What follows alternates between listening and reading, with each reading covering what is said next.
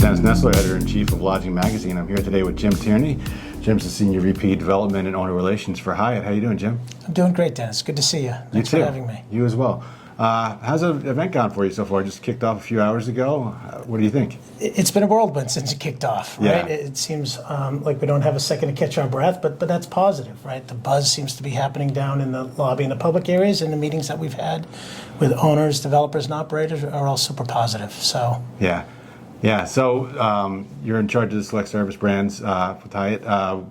Talk a little bit about. I know Hyatt Studios was launched fairly recently. How the development interest has been for that brand and how the pipeline is looking. Sure. Yeah. I oversee the teams responsible for the growth of Hyatt Place, Hyatt House, Captioned by Hyatt, and now Hyatt Studios in the U.S. and Canada.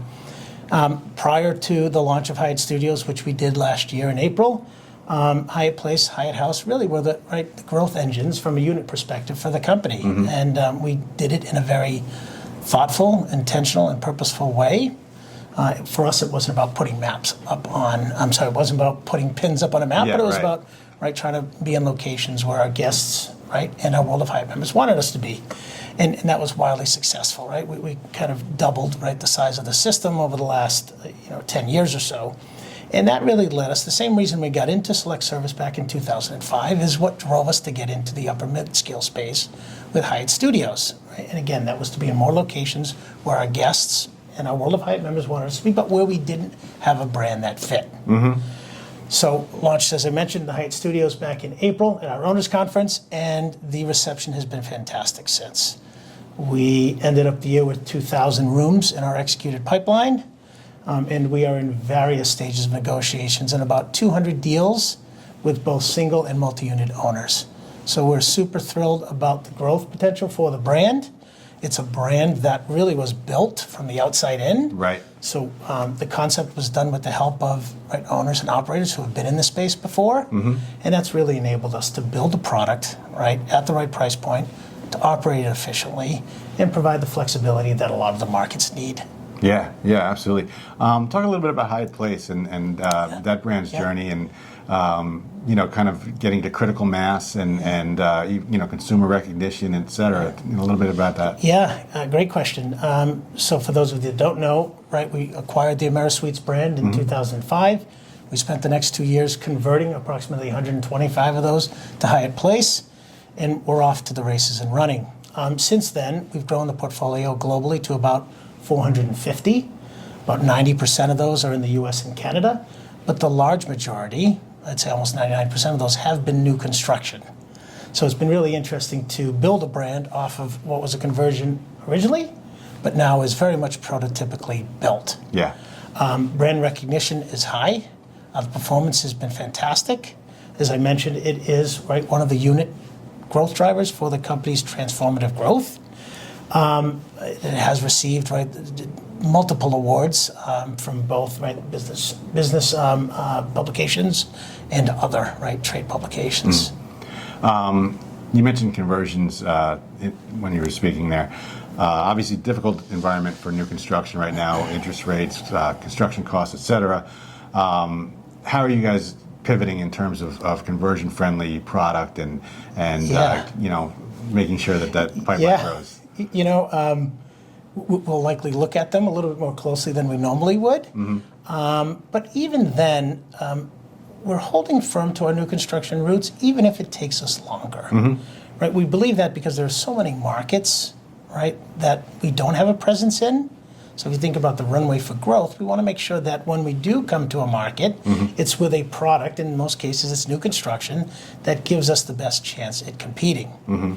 The other thing that we're seeing, again, not to swing the conversation back to Hyatt Studios, but at a lower price point, you see people maybe moving a little bit, temporarily from upscale to midscale and upper midscale, So there's a reason why 50% of the pipeline falls in that midscale and upper midscale category. Right. So those projects are a little bit easier, to finance, They're a little bit easier to get in the ground and opened. Yeah. So as the environment continues to improve, we would expect Hyatt Studios to really fill that gap over the next couple of years. Sure, sure. What are some of the markets that you guys are really kind of Yeah. high on right now, bullish on, and looking at very intently? Yeah, we see a lot of our growth happening in the Smile States, right? Sure. So from Southern California all the way Right. through Arizona, Texas, to the Panhandle in Florida. At the same time, I'm really encouraged at what we're seeing in the Midwest with this new brand, right? So if you think about locations in Illinois, Ohio, Indiana, right? Places where we've struggled to get into. And so to me, that really suggests that the brand promise, right? To go into markets where we couldn't go before is paying off. So we've got an on-ramp for new guests, right? And potentially World of Hyatt members. But just as important, we now have an on-ramp for new owners, right? So people who maybe, right, Hyatt Place or Hyatt House wasn't within range. Right. Hyatt Studio now becomes within range. They join the Hyatt family and hopefully graduate up through the portfolio. So are you finding a new base of owners, a new We are. subsection? We are, yeah. So if the two pillars behind the brand were kind of new markets and new owners, if we looked back at the number of deals we did last year, more than 50%, right, fired on both of those. So more than 50% with new owners and more than 50% of the deals that we did in new markets. So for us, that's super, super encouraging. Sure. What do you see ahead for the industry, Jim, in 2024? Dennis, I left my crystal ball back in the hotel room, but I think we'll kind of continue to see growth. If I look back at our Q3 results, right, our RevPAR was up 9%, right, our leisure, right, demand was up, revenue was up 22% compared to the same time period in 2019, and we're continuing to see business travel come back. We're at about 10% off of where we were in 2019. But that's being more than made up by groups and leisure. So Right. I think we continue down this path.